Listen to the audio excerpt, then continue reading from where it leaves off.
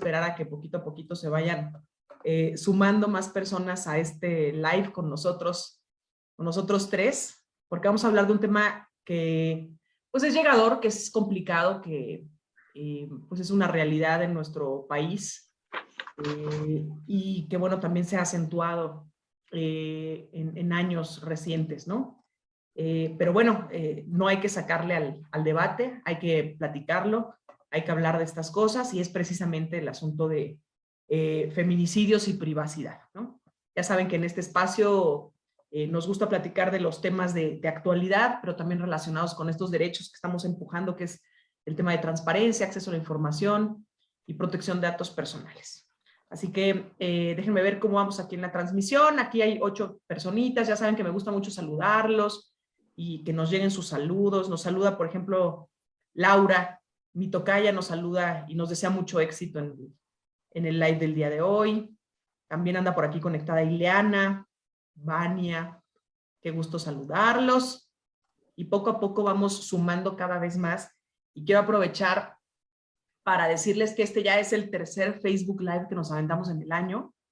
Creo que ya se los he explicado, pero si no nos han seguido en los últimos 2, les cuento que el año pasado, o sea, en el 2021, empezamos con estos Facebook Lives más o menos al arranque de año, y nos fue muy bien. Lo que hacíamos era básicamente hablar de temas que pues, nos parecían como de actualidad, relacionados con nuestras materias, e invitábamos a algún especialista para poder platicar con ellos, junto con miembros de mi equipo, y en esta ocasión quisimos repetir como esta dinámica, esta receta, porque nos dimos cuenta de que a platicar como más en corto con las personas sobre estos temas, sin tanto tecnicismo, pues es algo también importante y algo muy valioso.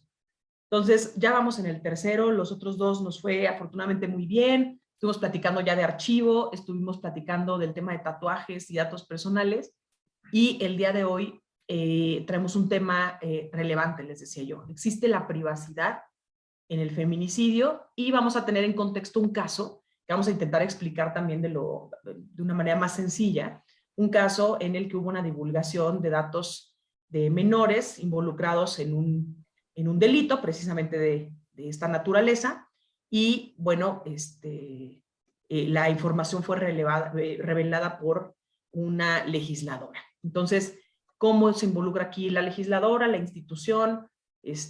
Cómo es el asunto cuando hay menores de edad, cuando se trata de un delito de esta naturaleza o cualquier otro delito, en fin. De eso vamos a platicar el día de hoy y veo que ya vemos bastantes por aquí, así que muchas gracias por acompañarnos, también saludar a Elizabeth, muchas gracias por estar por aquí con nosotros. ¿Quién más? Paula, qué bueno, Pau, que estás aquí, qué gusto verte, también te saludamos.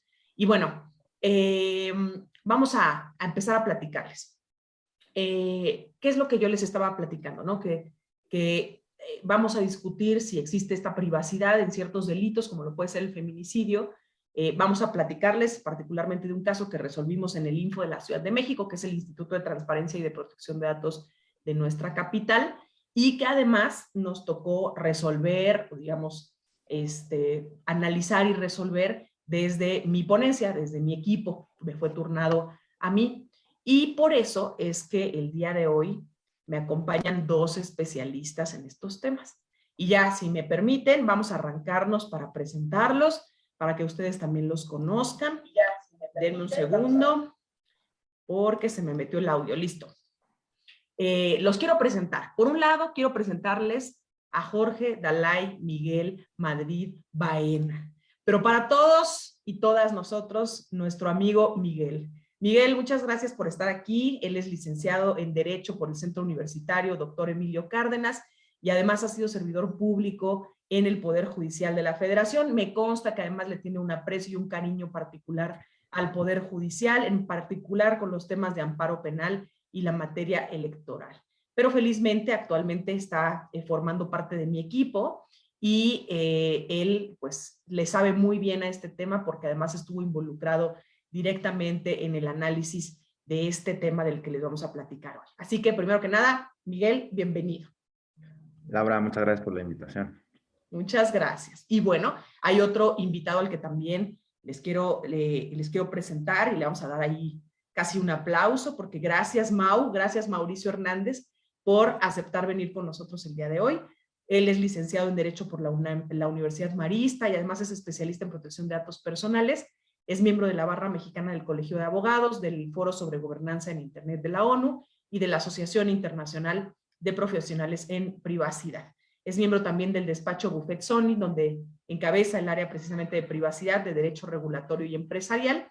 Y bueno, así que te damos la más cordial bienvenida, Mau. Muchas gracias por acompañarnos. Laura, ¿cómo estás? Gracias a todas las que están por acá. Gracias. Ay, yo feliz de verte. Ya sabes que nos encanta invitarte. Ya tuve un gustazo. Presente. Un gustazo venir a platicar.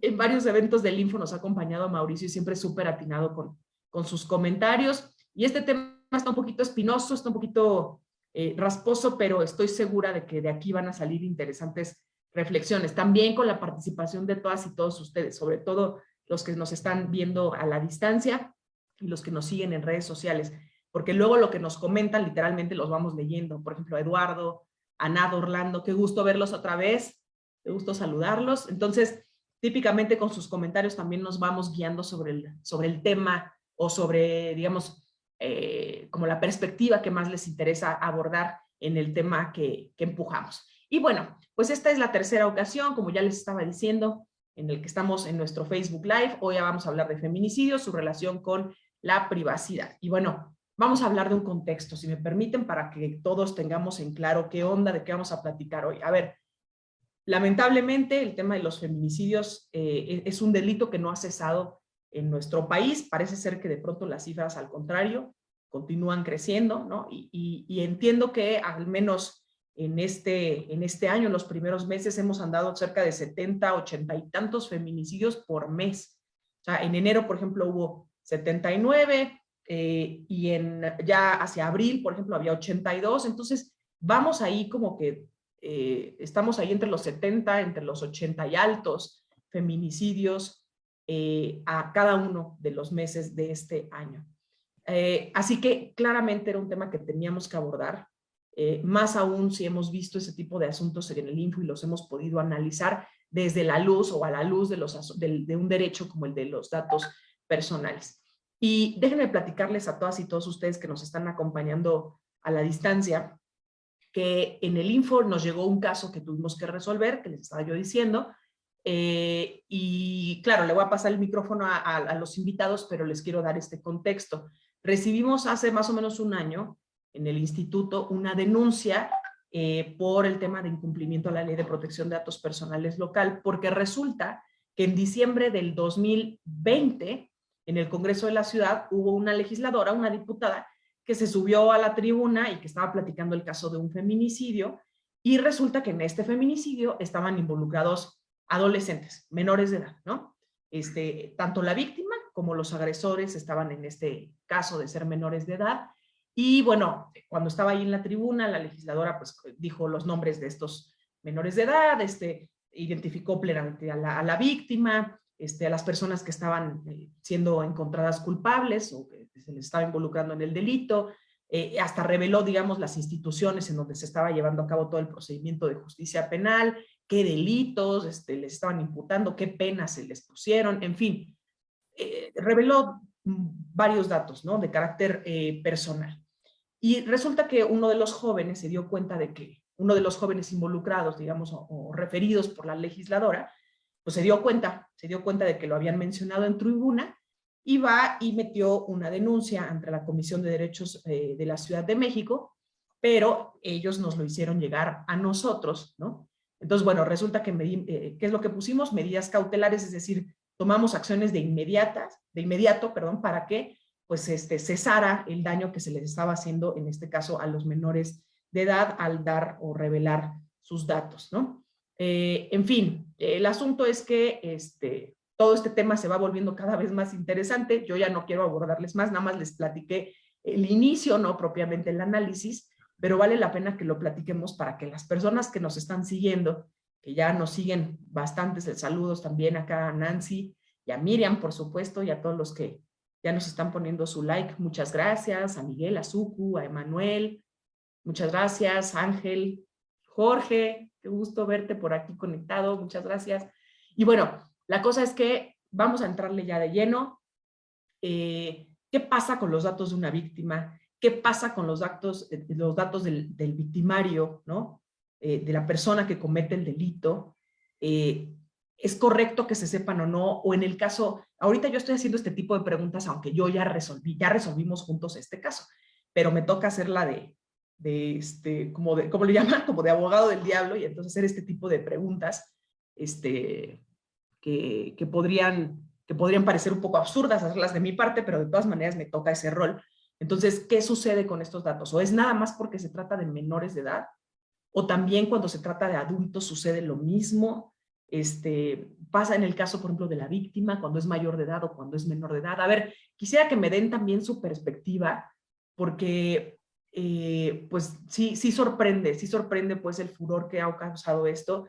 De hecho, no sé si a ustedes les ha tocado, a mí sí, he estado viendo varias películas, hay libros, hay series que están empezando a platicar del tema, ya desde hace un buen tiempo, desde el tema de los asuntos en Juárez, o por ejemplo una serie más reciente que se llama Intimidad, que no sé si alguno de ustedes la hayan visto, en la que no hablamos propiamente de un feminicidio, pero sí estamos hablando, por ejemplo, de revelar videos o revelar fotografías, en fin, íntimas de una persona. En este caso, en la serie de Intimidad es un video de una mujer. Claro, no quiero estar aquí haciendo spoiler.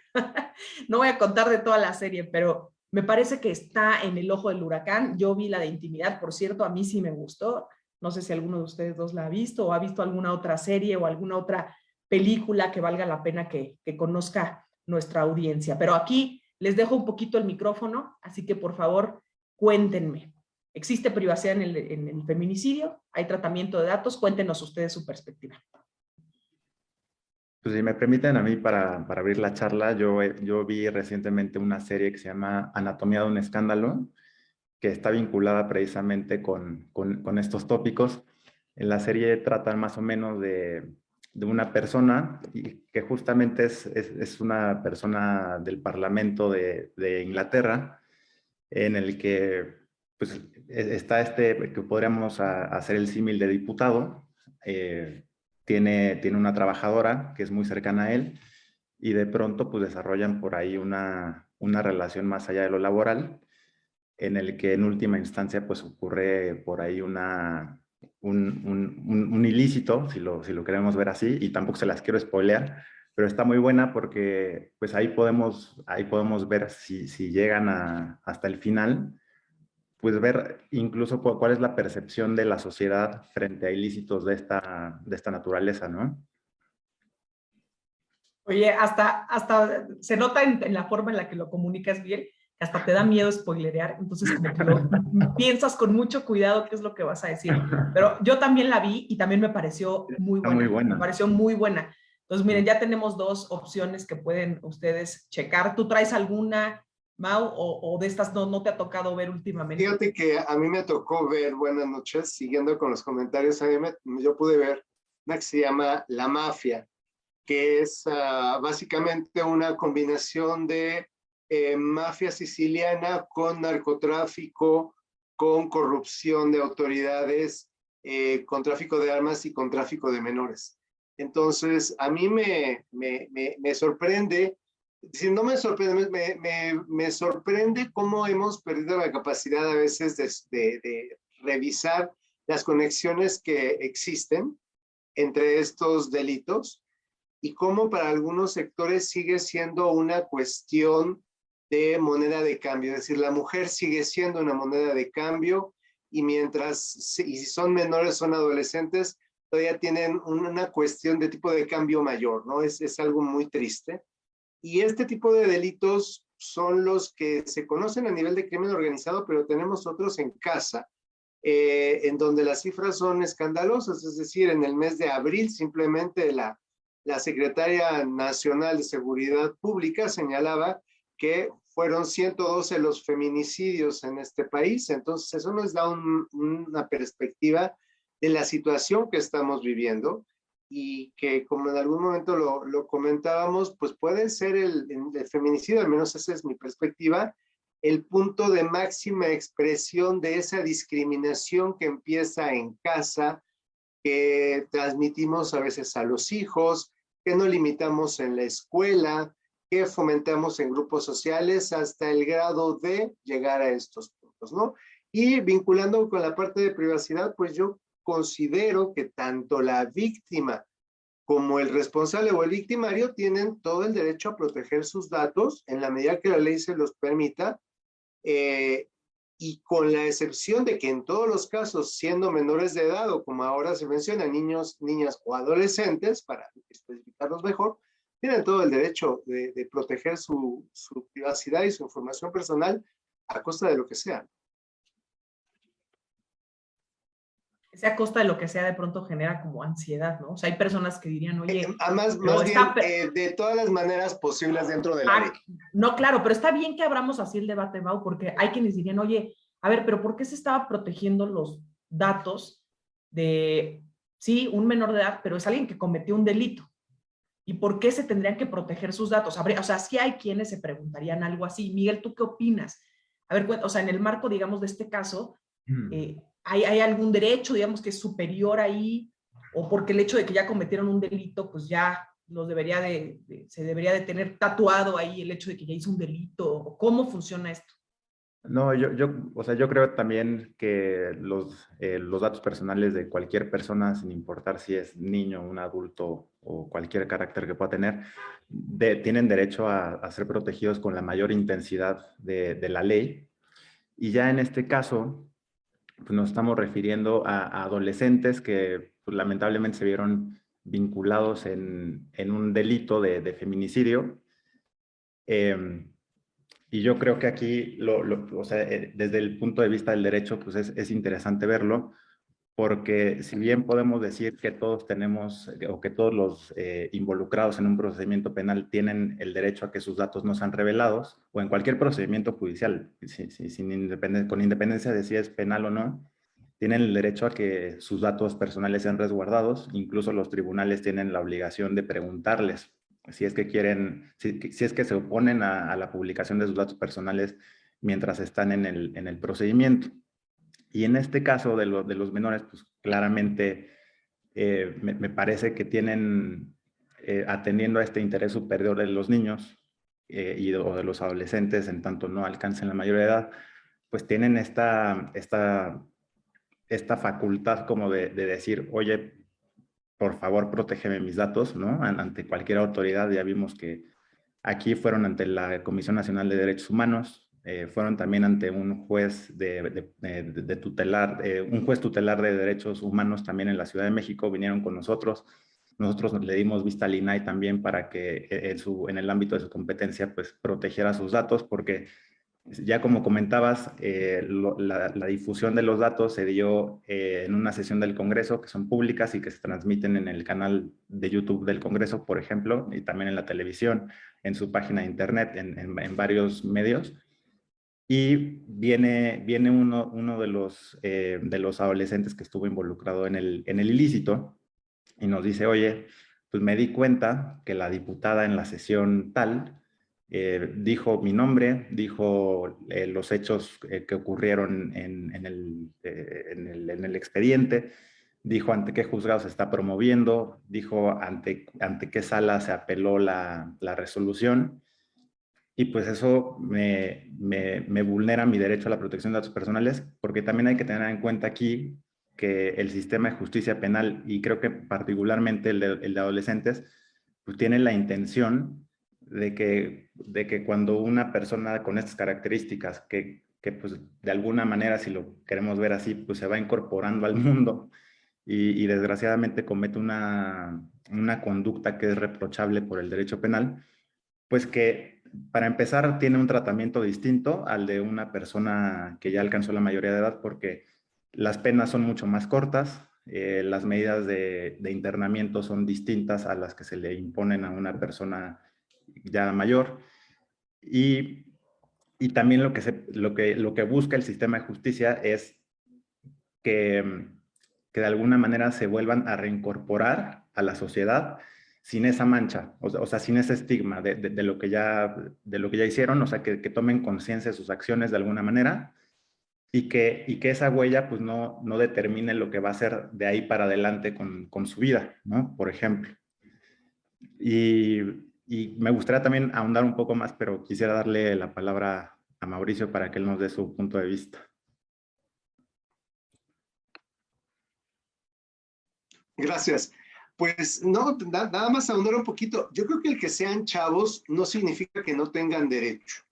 El que hayan cometido un error durante su adolescencia no quiere decir que no tengan el derecho, primero, de ser respetados, y segunda, aun y cuando estén sujetos al cumplimiento de una sanción, pues eso no les limita el ejercicio de la protección de sus datos personales, ¿no?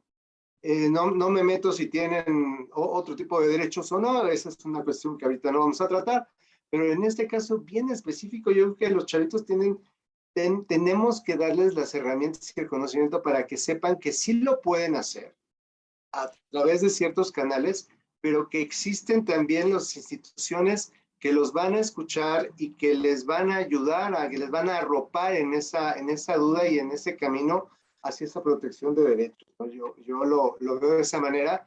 Como también decías tú, hay otros sectores. El sector de las personas de la tercera edad, los ancianos, también es un sector que a veces se nos olvida un poquito. Entonces, creo que este tipo de resoluciones abona mucho a que estos sectores de la sociedad pues se acerquen y crean más en estas instituciones. Yo estoy completamente contigo en ese sentido, de acuerdo, porque una cuestión es la reinserción que se esté haciendo, y otra es todo el derecho que tienen a llegar a esa reinserción sin el estigma previo, ¿no? Y es que además ya hay ciertos artículos, ¿no, Miguel? O sea, la Ley General de Derechos de las Niñas, Niños y Adolescentes sí establece ahí en determinados artículos que las autoridades tenemos que garantizar esa protección de la identidad, de la intimidad de estos, en particular de estos grupos, ¿no? de menores, cuando están involucrados, digamos, en cualquier forma de comisión de hecho de delito. O sea, sí viene así, tal cual. Incluso viene que los medios de comunicación también tienen que tener cuidado y no difundir datos. Y ya nos estabas diciendo algo que resolvimos, Mauricio, precisamente en el instituto, fue que sí, por un lado lo dijo, los datos los reveló la legisladora, pero como bien dijo Miguel, no solamente los dijo la legisladora y ahí quedó el asunto. No, la cosa es que como el canal de la Ciudad de México, del Congreso de la Ciudad de México tiene su propio canal, ya sabes, sus redes sociales y su YouTube y todo, entonces resulta pues que naturalmente grabaron la sesión y generan ciertos documentos escritos de la sesión y suben los documentos, pero también suben el video y el video está ahí dando vueltas y entonces se vulnera una y otra vez, ¿no? Porque hay una reproducción de este video y se vulnera una y otra vez los datos. Y en la ley, en esta ley que yo les estaba diciendo, a final de cuentas nos instruye, es decir, si es un caso, si es un agravante, ¿no? O sea, el hecho de que sean menores de edad y que no solamente son los datos personales de alguien, sino además vienen, o sea, viene con un agravante más, podría parecer, Miguel, ¿o no? Pues quizá la ley y quizá también la óptica que le da la sociedad a los derechos, particularmente de las niñas, niños, adolescentes, pues quizá tienen la idea de que se deben proteger con mayor intensidad que los de cualquier otra persona, ¿no? Y yo creo que esa óptica es correcta porque, pues finalmente, como ya lo venía adelantando, pues cuando atravesamos por esas edades, pues muchas veces no somos o no tenemos el grado de conciencia suficiente como para definir con asertividad nuestras acciones, y yo creo que es bueno que la ley nos proteja de alguna manera para que nos podamos desarrollar con mayor libertad, ¿no? A pesar de que no tenemos la libertad todavía alcanzada. Claro. Oigan, y fíjense que aquí Nat Orlando nos está preguntando, por cierto, que qué pasa con las víctimas. O sea, supongo que también la duda es, ¿qué onda con los datos personales de las víctimas que se revelan? Porque también pueden ser datos personales, recordemos, sí, claro, el nombre, la edad, de dónde es oriunda la persona, pero también puede tratarse de fotografías, o sea, también estamos entrando en un terreno espinoso, un poco relacionado a lo mejor ahí con la ley Ingrid, pero eso nos pregunta Nat, y entre tanto aquí Paula también nos comenta que ella nos dice, de enero a junio van 385 feminicidios en México, en nuestro país. Y también por ahí Miriam nos habla de la película que se llama El Caníbal. No la hemos mencionado, Miriam. Creo que nos No, la voy a enfocamos ver. a otros. Muchas gracias por la recomendación. Está buena, ¿no? Sí, está buena. Ahorita, si alguno de nosotros la ha visto, yo no, yo no la he visto. Pero bueno, acá la preguntan en Nat Orlando. No sé ustedes qué opinen al respecto de esta pregunta. Yo creo que es muy interesante. ¿Y vas tú, Mauricio, o voy yo? ¿Voy? Gracias. No, muy rápido, para continuar con Miguel. La cuestión de los derechos de la víctima. Creo que es en lo primero que cualquier institución y cualquier documento legal se fija, ¿no? Es muy protegido, está muy protegidos todos los derechos que tienen que ver con la víctima. Aquí me gustaría destacar el ejercicio que se hizo en el Info Ciudad de México a través de esta resolución, en donde va más allá, es decir, pone en acción, materializa que le llama la ley el principio de responsabilidad, que en concreto para todos nuestros amigos de Face implica oye, haz todo lo posible o sea, está muy padre la ley, ahí la tienes, pero haz todo lo que esté en tu ámbito de atribuciones. Y entonces en la resolución, el Info no nada más protege a quien denunció el hecho, que fue uno de los menores, sino los datos del otro menor e inclusive los datos de la víctima. Y eso es fantástico, es decir, tenemos también que hallar, y yo espero que podamos ubicar más espacios en donde podamos promover esta comunicación más directa para decirle a la familia de las víctimas, oye, si puedes, si estás viendo que se están pasando de listos con los datos de tu familiar o de la persona que estaba a tu cargo y que ha resultado víctima, vamos a hacerlo, ¿no? Podemos hacerlo juntos. Adelante, Miguel. Yo creo que es muy interesante lo que puede suceder con los datos personales de las personas que son víctimas de un homicidio, en este caso las mujeres, porque lo que se puede pensar naturalmente es que ante estos casos lo que se quiere o lo que querría la familia pues es que no se divulgue el nombre, ¿no? Que se proteja con la mayor privacidad posible. Pero o sea, es un suceso o es un ilícito que se reproduce tantas y tantas veces como ya veníamos diciendo en este mes o en el mes pasado. O sea, la tasa de homicidios de esta naturaleza pues, es muy alta y entonces se reproduce pues, no nada más aquí en México, ¿no? Sino en todo el continente. Y desde la óptica de la Corte Interamericana de Derechos Humanos, que sería, para decirlo en términos llanos, una especie de tribunal cuyas resoluciones tienen impacto en todo el Estado americano, en todo el continente americano, o quienes son parte del sistema de protección de datos, de derechos humanos en el sistema regional, ha visto que esta problemática desde varias aristas, ¿no? Una de ellas es que naturalmente en estos casos pues, no se puede reparar el daño de una persona que fue privada de la vida.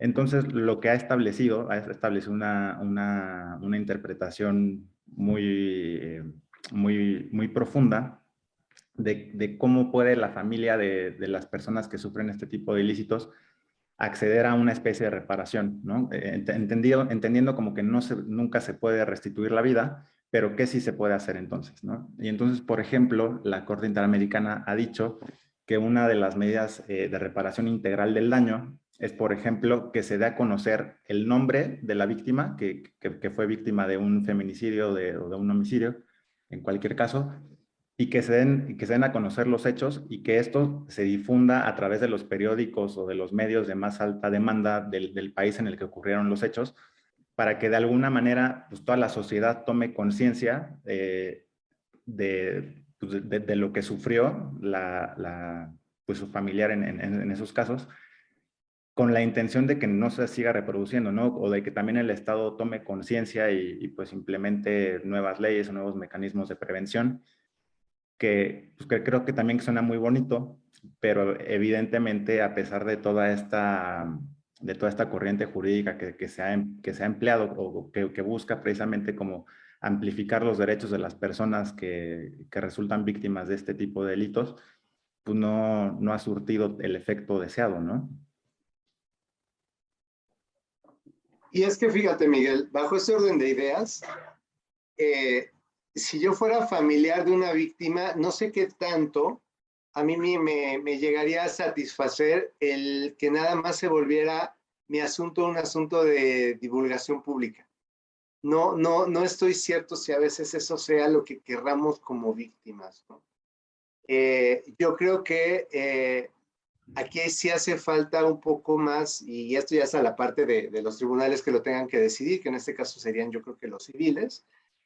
¿Cómo pueden hacer un poco más efectiva la reparación del daño? Porque en algunas sociedades a veces parece que si no nos cuesta, no nos duele y no le ponemos atención.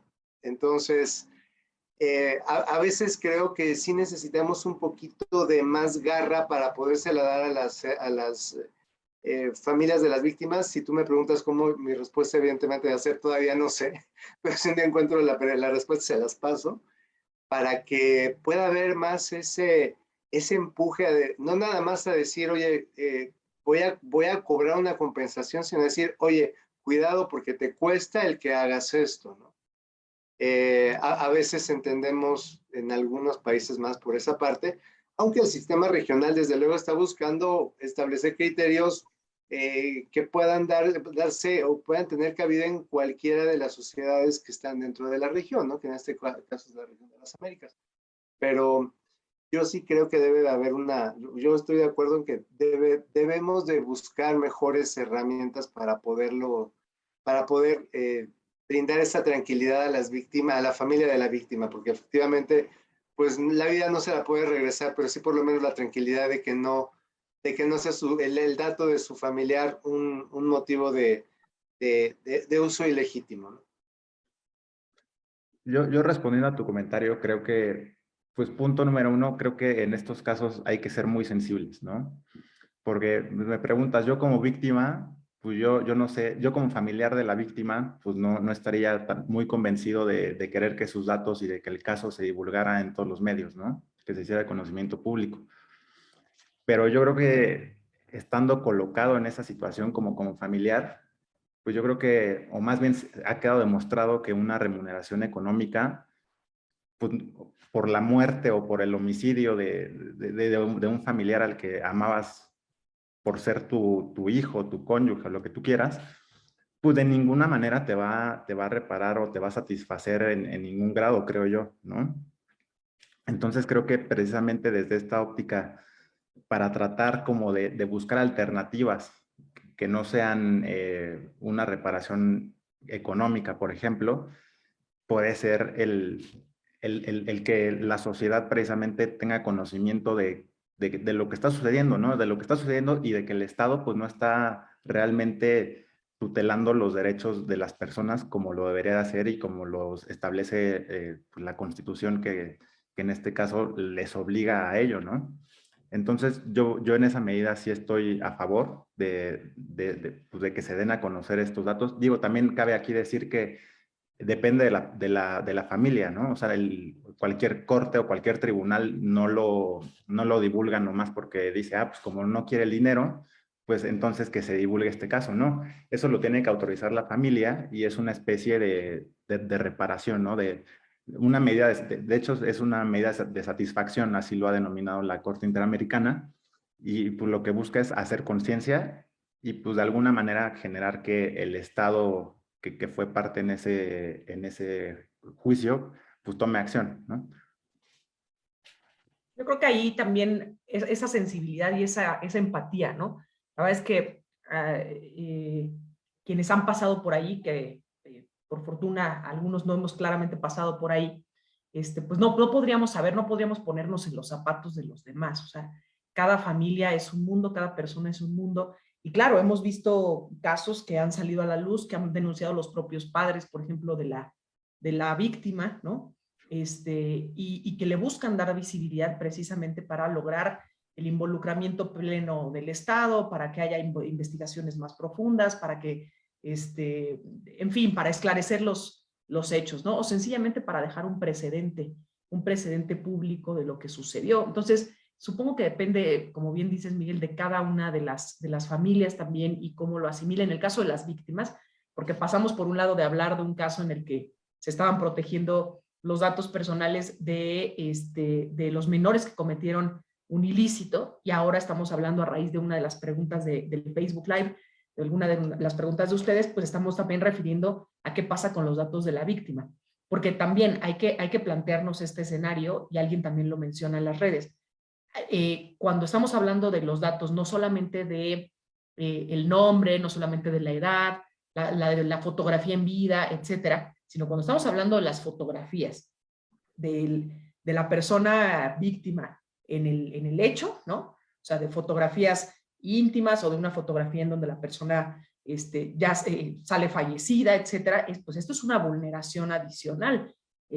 No sé, quiero pensar que es una vulneración adicional cuando estamos hablando de este tipo de fotografías, sobre todo si no hay un consentimiento del familiar, ¿no? Porque podríamos hablar de una revictimización incluso a través de estas fotografías, y pues ya saben que no falta el amarillismo, ¿no? Y los medios de comunicación replicando fotografías como estas. Entonces, luego lo que da coraje, lo que nos da coraje a todas y todos es que vemos como al delincuente le tapan los ojitos y va saliendo así la fotografía o el video con la imagen, digamos, borrosa para que no se vea su rostro. En cambio, el de la víctima se ve absolutamente todo, la víctima está ahí en el sitio donde se cometió el delito, y ahí esa fotografía se divulga a diestra y siniestra por parte, pues, de todos, de medios de comunicación, del morbo de las personas que se pasan las fotografías, etcétera. Entonces, como que esto nos invita como a reflexionar, ¿no? Reflexionar precisamente del lado de la víctima y el tema de qué son los datos personales y hasta dónde se puede o no la divulgación de estos datos y este tipo de imágenes que también son datos personales. Y yo creo que aquí nos hace falta un poquito, Laura, estudiar y contribuir con documentos y en algún momento con alguna propuesta para que se pueda tocar este tema más a fondo, porque efectivamente ni la retribución económica ni la publicación en todo el mundo de la noticia te va a regresar un poco la dignidad, que es lo que buscas, ¿no? Respeto a la dignidad y a la memoria de la víctima, que ya bastante sufrió.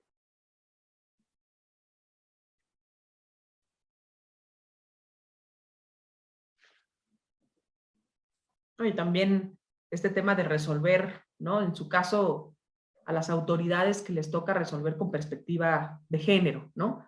Cuando se trata de los casos de feminicidio. Entonces, creo que es algo que también tenemos que poner sobre la mesa. En estos casos, juzgar con perspectiva de género. Lo mismo es no solo difundir, ¿no? Sino que precisamente con esa perspectiva se dé a conocer en su caso cómo fue y no juzgar a la víctima, no revictimizarla, ¿no? Entonces, bueno, sí es un tema que da para mucho más. Seguimos viendo varias preguntas en nuestro Facebook, varias contribuciones, ¿no? Aquí, por ejemplo, nos comparte Jorge que el Congreso de la Ciudad de México aprobó una reforma al Código Penal para sancionar la difusión de esas fotografías, pero lleva cerca de 2 años sin entrar en vigor. No sé si ustedes quieran comentar algo al respecto de este tema de las fotografías, porque bueno, vamos a entrar, hay muchísimos comentarios de quienes nos están acompañando, que ya entraremos en unos minutitos más aquí a las preguntas, pero no sé si ustedes quieran comentar a raíz de que estuvimos hablando ahorita de este tema de las fotografías. No sé si se refiera Jorge a las fotografías íntimas. No sé si son a esas.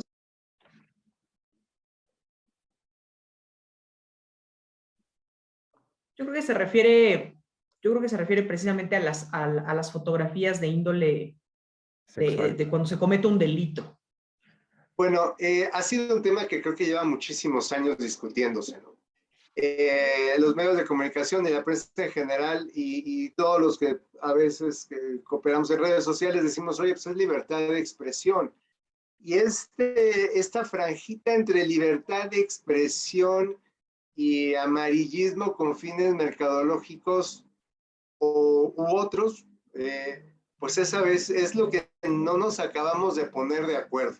Creo que en ese sentido va a faltar mucho porque nos pongamos de acuerdo, pero sí, y ahorita me viene a la cabeza un comentario que recientemente hizo el el presidente de la Suprema Corte, en el sentido de nuestra cara y nuestra identidad es parte de nuestros datos personales.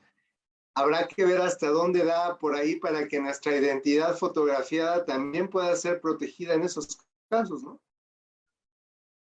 Yo lo dejo ahí nada más como una nota al margen. Bueno, yo aquí creo que sí referían, se me hace que referían explícitamente al tema de la ley Ingrid, porque aquí aclaró que efectivamente se trataba de las víctimas, ¿no? Entonces yo creo que está hablando efectivamente de la ley Ingrid, que por cierto fue otro caso de los cuales pasó por ahí por mi ponencia, bueno, que tocó el tema, se tocó ahí tangencialmente también en mi ponencia porque pues se pidió información, digamos, revelar información sobre el expediente de unos servidores públicos que en su momento revelaron fotografías de un feminicidio, precisamente. Entonces parece ser que se tomaron fotografías en sitio y esas fotografías salieron a la luz. Y entonces uno se preguntaría, bueno, ¿y cómo? O sea, ¿quién reveló esas fotografías?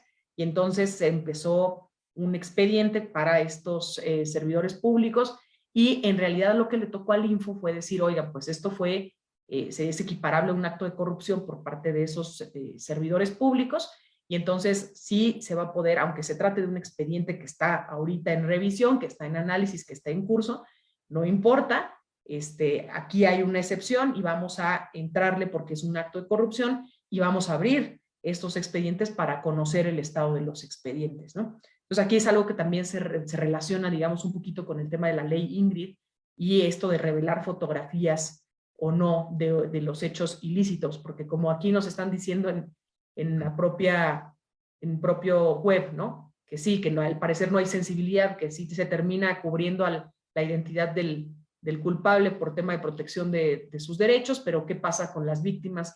En las que hay fotos incluso muy explícitas sobre de las víctimas con el tema del delito, ¿no?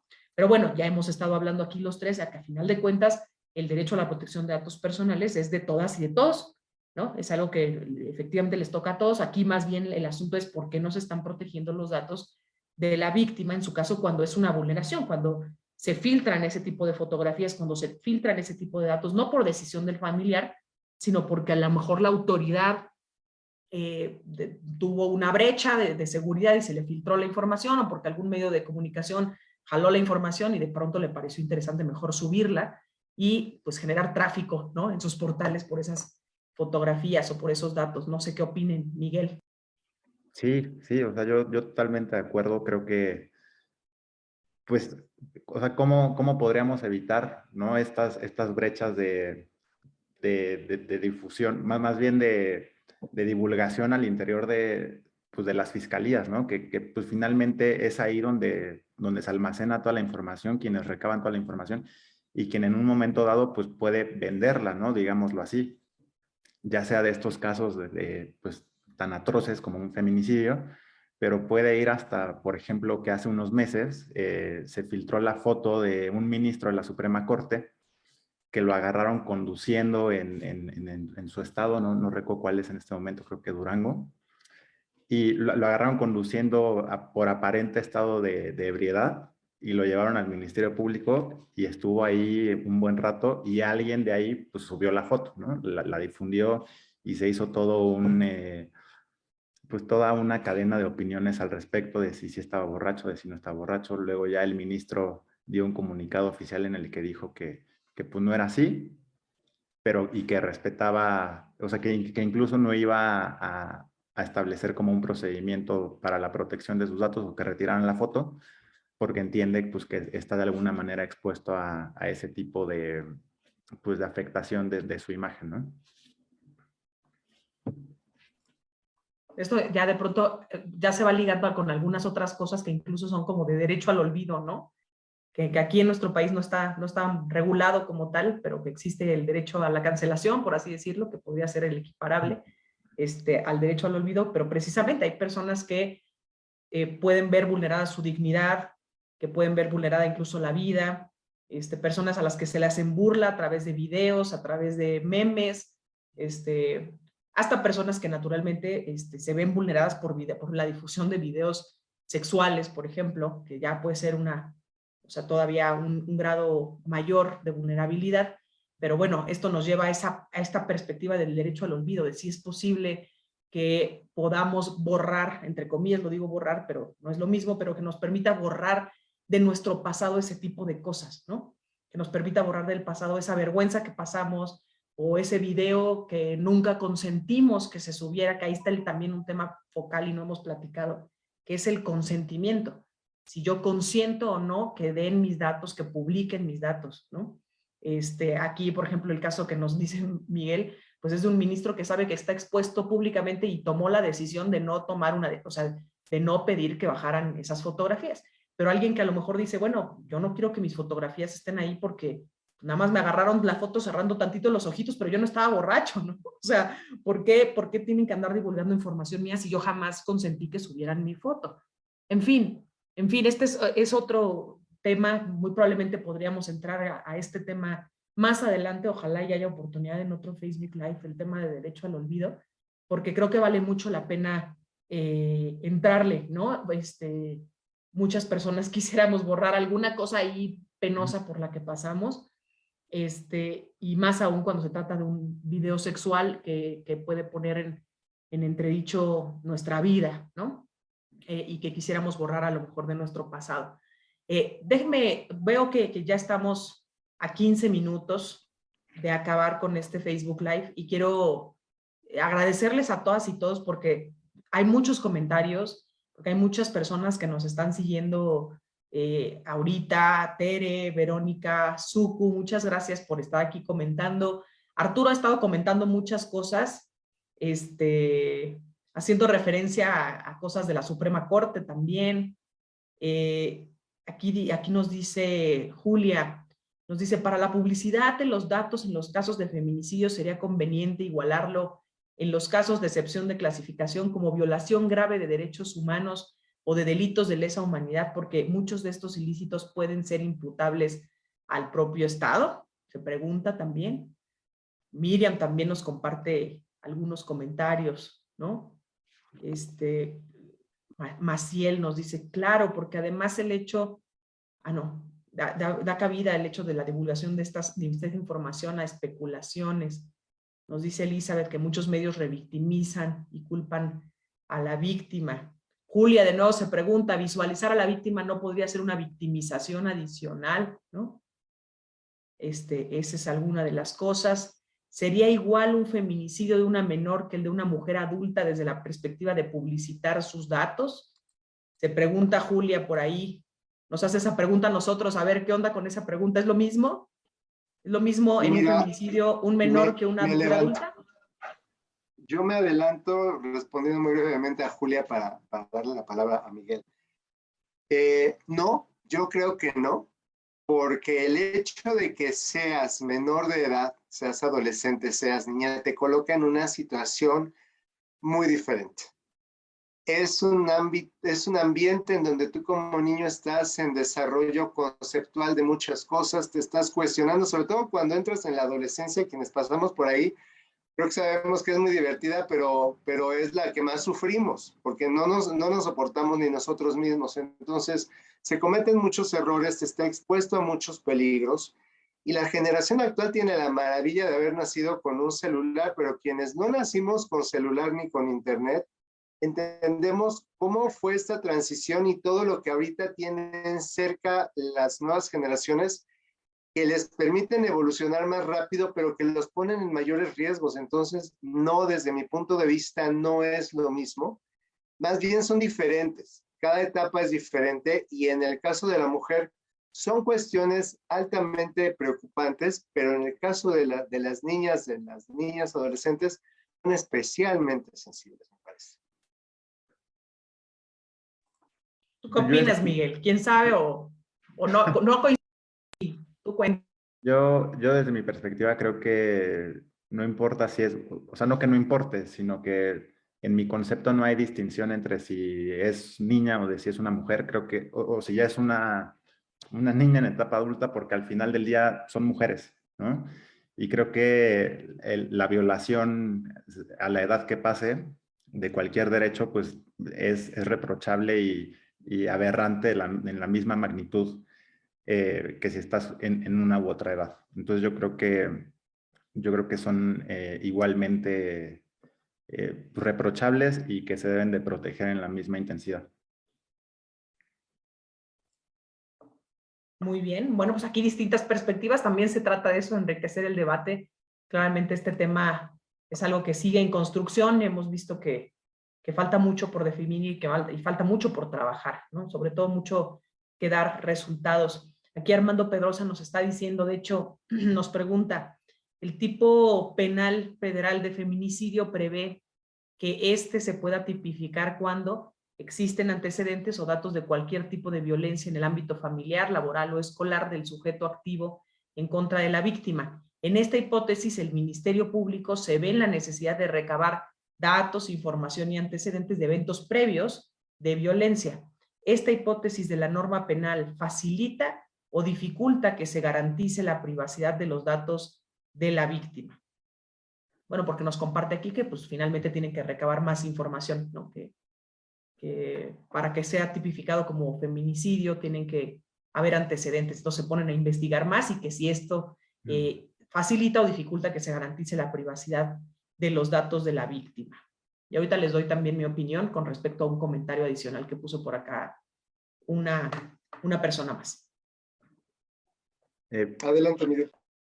Pues yo creo que cuando las autoridades precisamente recaban datos personales para el ejercicio de sus atribuciones, que en este caso las de la Fiscalía, pues son obtener todos los datos posibles para esclarecer los hechos con la mayor, valga la redundancia, con la mayor claridad posible, pues creo que es necesario que los familiares o que la propia víctima pues pongan a disposición de él todos los elementos con independencia si contienen datos personales o no, o si es información privada, porque solo de esa manera puede establecer pues la línea en la que va precisamente a defender el caso ante el juez penal, ¿no?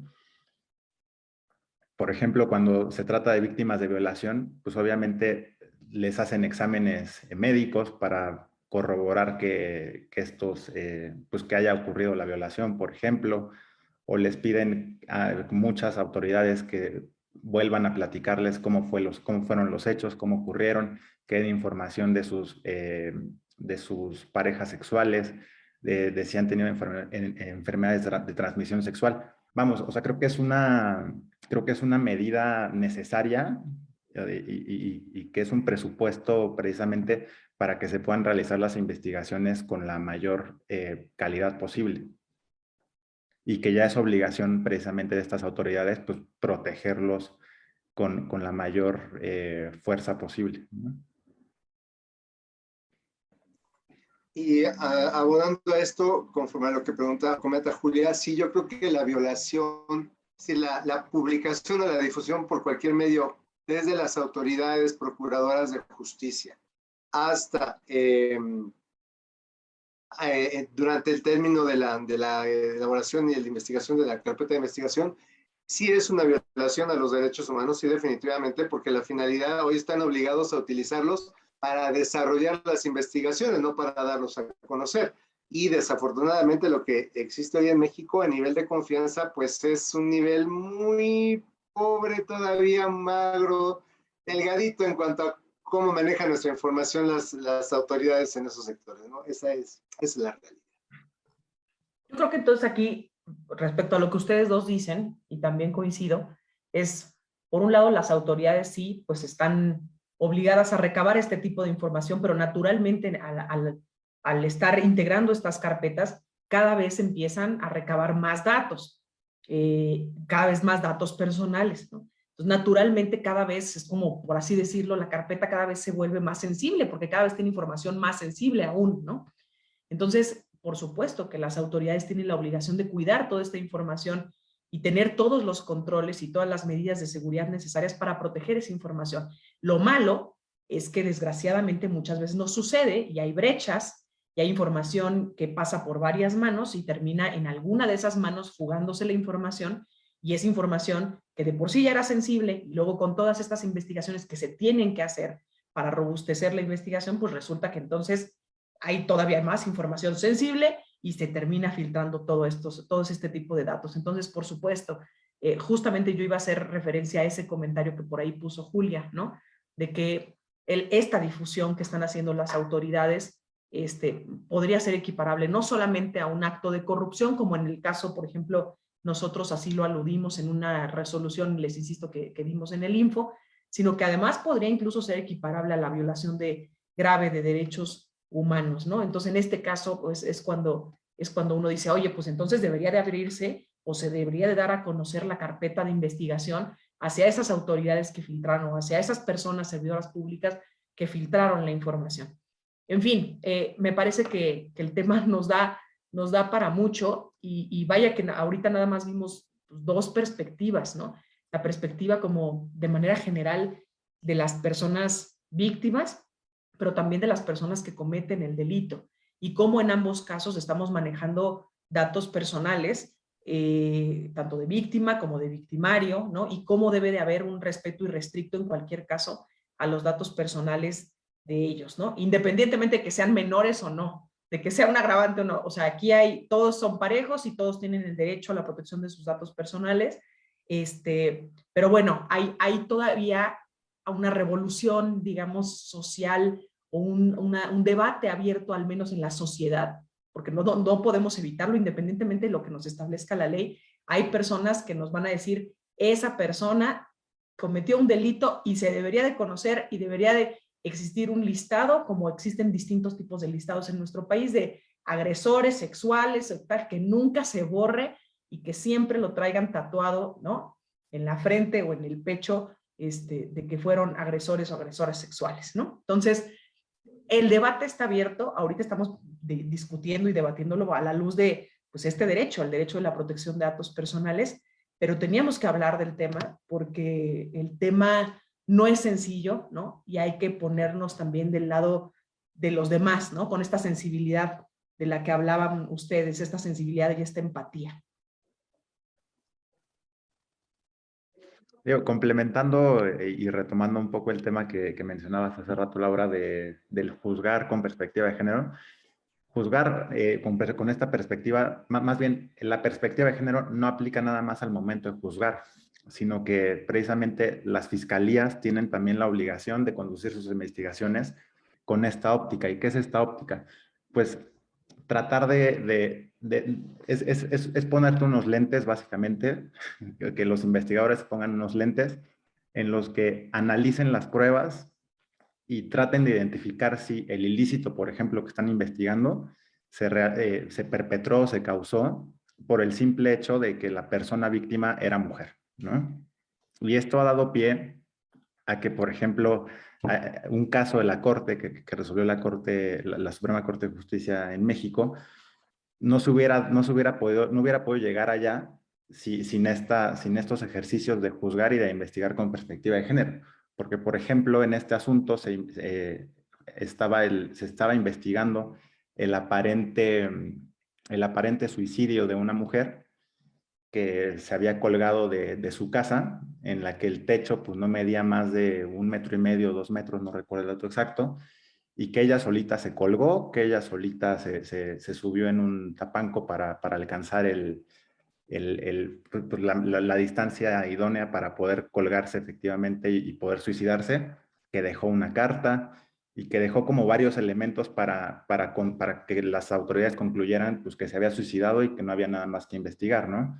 Pero cuando se pusieron estos lentes y que también la Corte se los puso para analizar el caso con mayor detenimiento, pues se dio cuenta de que de ninguna manera esta persona, si medía 1,80, no 1,80, pero si la mujer medía determinada altura, no recuerdo el dato exacto, pues que no era viable concluir que se había suicidado, ¿no? O sea que luego se dieron cuenta de que la carta, pues hicieron una comparativa con escritos anteriores de esta misma persona y se dieron cuenta pues que de ninguna manera ella podía haber escrito la carta, entre otros muchos elementos que pues no se hubieran podido visualizar o que no se hubieran podido llegar a las mismas conclusiones si no se hubiera visto desde esta óptica de si los hechos o si se cometieron simplemente por el hecho de que la persona era mujer. Qué importante es, tienes toda la razón, o sea, el análisis también hacerlo con esta perspectiva, ¿no? Y sí, claro, ¿no? O sea, todo, ver la película completa a través de esos lentes, que es precisamente la perspectiva de género. Pues no sé si alguno de ustedes, a reserva de las cosas, porque les di el link para que pudieran estar leyendo a todas y todos ustedes que nos están acompañando, los estamos siguiendo aquí a través de los comentarios en vivo en el Facebook Live, pero no sé si a reserva de esos comentarios, de esas preguntas que nos están haciendo, ustedes quieran concluir con algo. Yo particularmente aprovecho para que lo que ustedes van ahí pensándole y lo que van leyendo a quienes nos están viendo, yo quiero como cerrar un poquito el caso que planteamos inicialmente, el caso de estos datos de los jóvenes menores de edad que cometieron el delito. Yo nada más quiero cerrar para que quienes nos están viendo sepan cómo concluyó la historia. Bueno, pues resulta que lo analizamos en el instituto, analizamos este caso en el que la legisladora reveló datos de la víctima, pero también de los menores que habían cometido el feminicidio, y dio a conocer mucha información, entre ellas sus nombres, naturalmente, y en dónde se estaba llevando a cabo el proceso, la edad, el delito, en fin, se reveló muchísima información de estas personas. Y entonces el análisis que se generó desde el equipo, y en el que concluí yo también, por supuesto, y así lo presentamos, es que, bueno, la legisladora estaba en su derecho de poder hacer esa mención en la tribuna, pero que en su caso había ahí algo que teníamos que prever, que era que existía información escrita y también cargada en el canal de YouTube del canal del Congreso, en donde se estaba pues almacenando y se estaba difundiendo constantemente la información de estos jóvenes. Entonces, pues total, que lo que terminó sucediendo, y que lo hizo bastante bien el Congreso, fue que pues ya inscribió un sistema de datos personales, se borró la información sobre estas personas menores de edad, durante el video silenciaron la parte en la que se revelan los nombres de estas personas para que ya no se les pudiera vincular, y que en su caso, si retomaban ese video de YouTube en otros medios, pues ya no fuera replicado constantemente esta información. Y además hubo otras medidas. Por ejemplo, el Congreso lo que terminó haciendo fue unos videos sobre cómo proteger los derechos ARCO, de acceso, rectificación, cancelación y oposición. Esos videos los hicieron además en lenguaje de señas también, para que pudieran proyectarse al inicio y al final de las sesiones del Congreso de la Ciudad de México, como una medida, digamos, adicional para que las personas cuenten con herramientas para proteger sus datos personales. Entonces, bueno, básicamente esto fue muy a grosso modo lo que sucedió con respecto a este caso, y no sé si para los temas que hemos estado platicando en general, mi querido Mau, Miguel, ustedes tengan algún comentario final antes de cerrar esta sesión. Bueno, muy rápidamente, tomo un minuto nada más.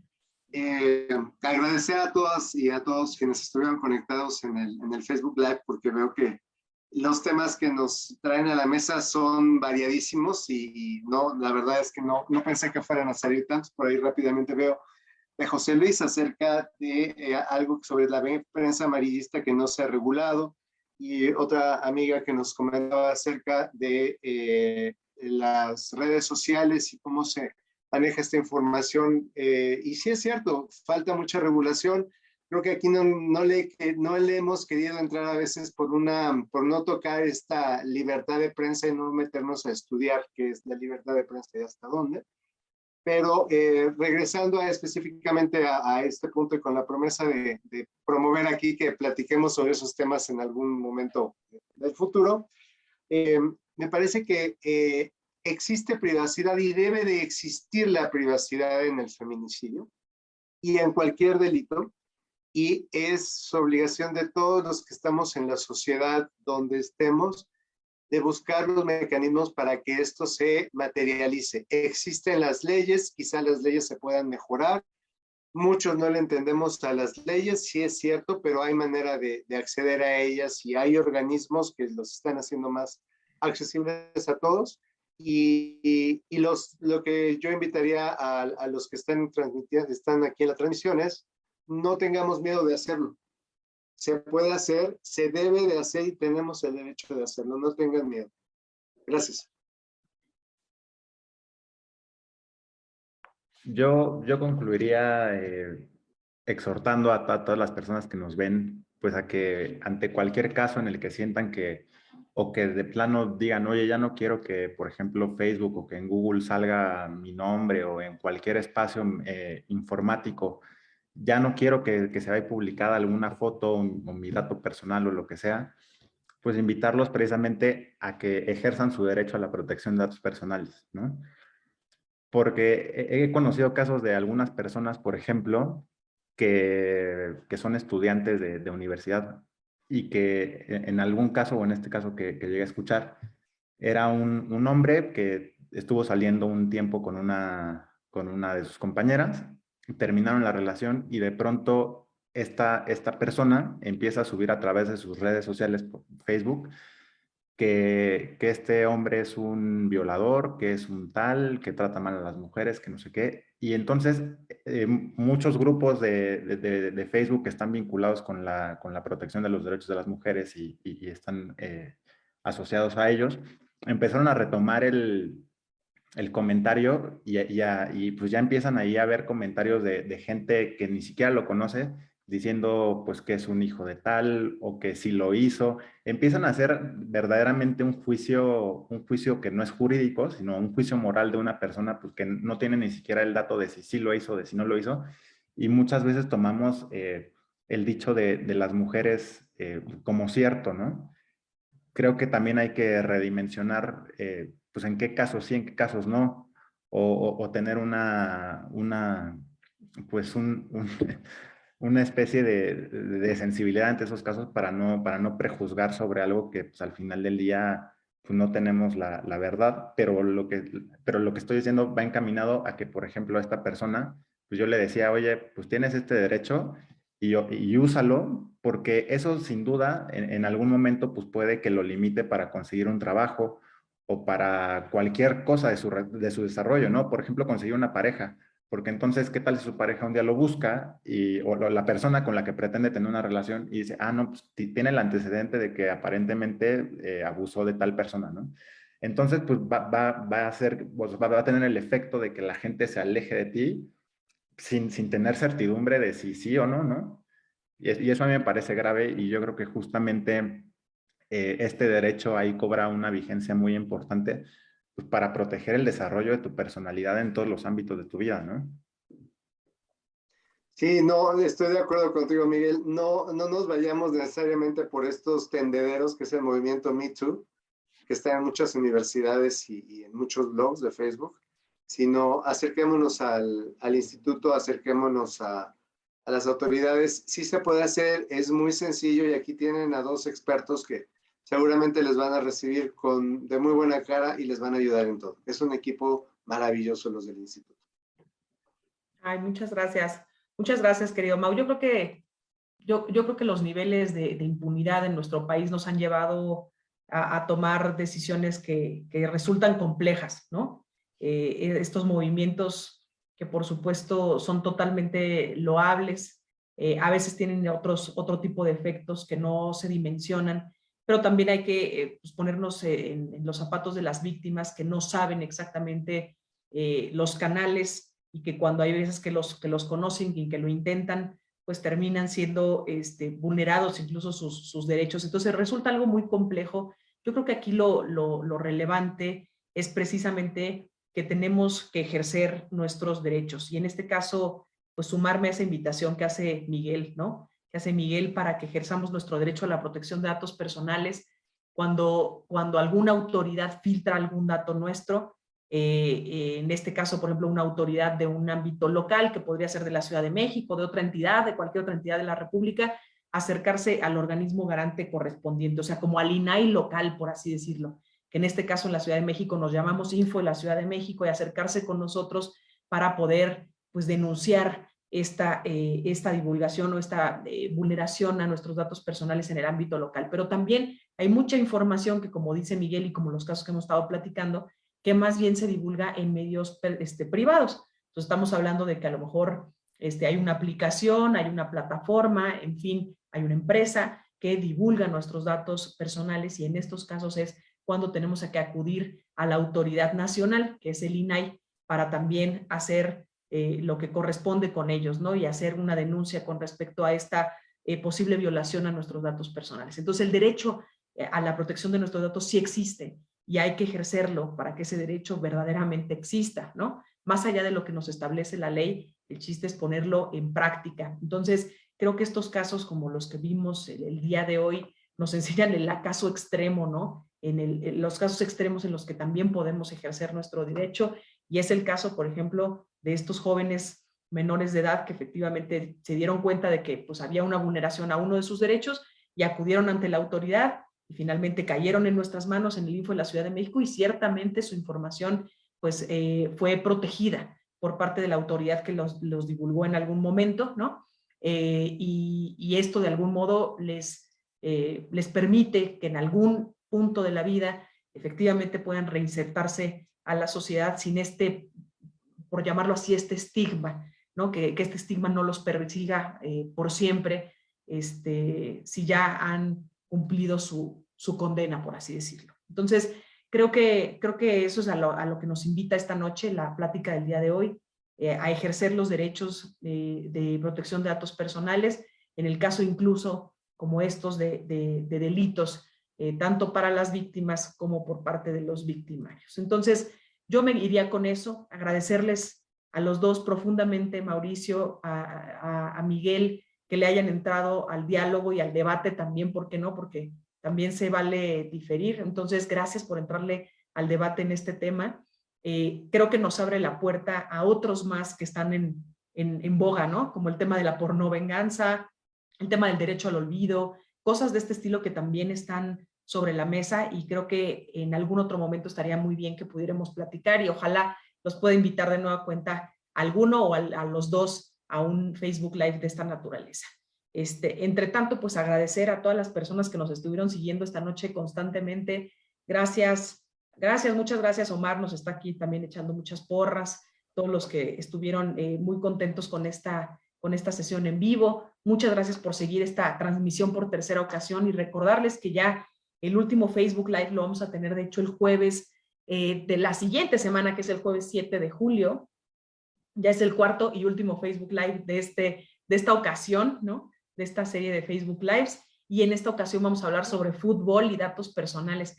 Seguramente les va a sonar un caso que es el tema de Fan ID, ¿no? Que lo que busca es precisamente implementar en los estadios de fútbol este caso del Fan ID, y esto fue derivado de aquel incidente, ustedes se acordarán, un desafortunado incidente que sucedió hace algunos meses. Y bueno, yo no les quiero adelantar más el tema, pero se trata de fútbol y datos personales, así que ojalá nos vuelvan a acompañar, que se conecten aquí de nueva cuenta. Es el jueves 7 de julio, de nueva cuenta a las 8 de la noche, y nos veremos por acá. Miguel, Mauricio, muchas gracias a los dos por acompañarnos y por regalarnos sus opiniones en este tema tan delicado. Muchas gracias a ti, Laura. Gracias, Laura. Gracias a todas y a todos. Buenas noches. Muchas gracias. Nos despedimos. Que estén muy bien. Y muchas gracias a todas y todos por seguirnos. Aquí voy a seguir saludando, aunque se nos desconecten. Pero Cintia, Vania, muchas gracias por estar por aquí. Agradecemos a todas y todos. Rebeca, Lee, Yasmín, muchísimas gracias. Que estén muy bien. Hasta luego, Rodolfo, Bonifacio, René, Israel. Yo los voy a mencionar a todos. Aldo, de nueva cuenta, siempre andas por acá, qué gusto verte.